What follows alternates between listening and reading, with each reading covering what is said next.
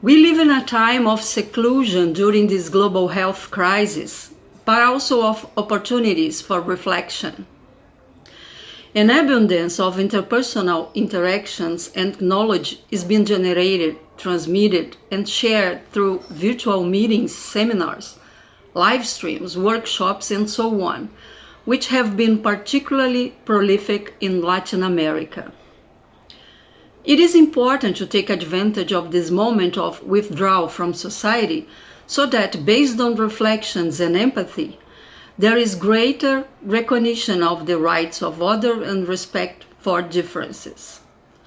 We must reflect on the pressures to carry on with economic activities despite the challenges that the local communities face. How can World Heritage Site managers bring these reflections to professional practice?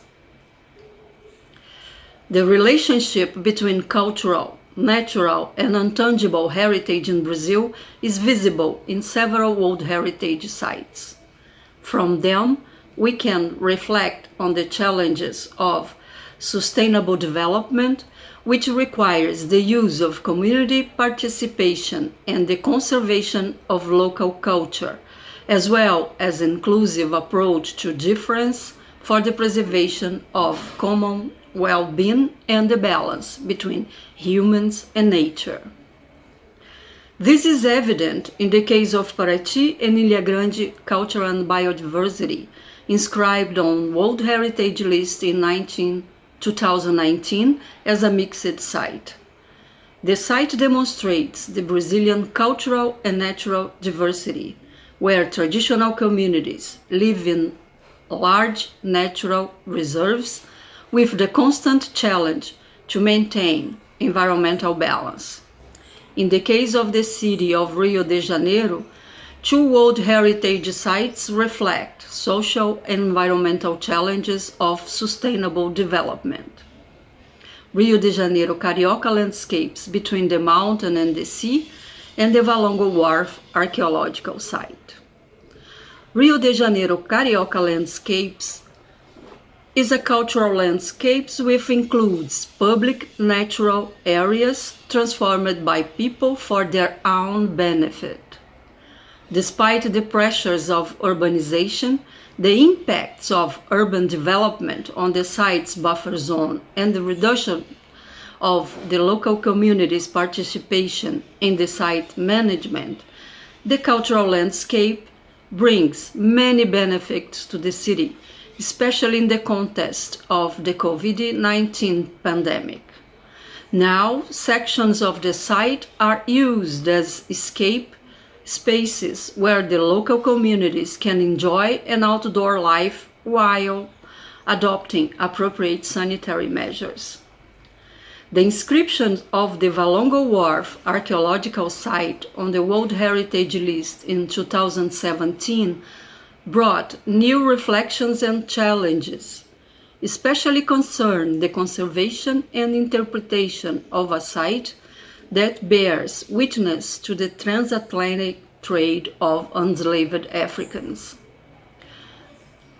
The Valongo Wharf is located in the port area of Rio de Janeiro and encompasses the entirety of Jornal do Comércio Square. The site's buffer zone extends over 42 acres in central Rio. As one of the largest ports of entry for enslaved Africans in America, the Valongo Wharf reflects the intolerance and violation of human rights of a period in world history that cannot be forgotten and which is closely linked to the history of Rio de Janeiro. The site also celebrates the contribution of African heritage to Brazilian culture. During this health crisis, we have carried out initiatives to involve communities in continuing education projects and promote the exchange of ideas, such as the project Wharf of Ideas or the ICOMO Latin America workshop on human rights and heritage, and the Black Territory Project, developed by the Museum of the History of Afro-Brazilian Culture and its partners.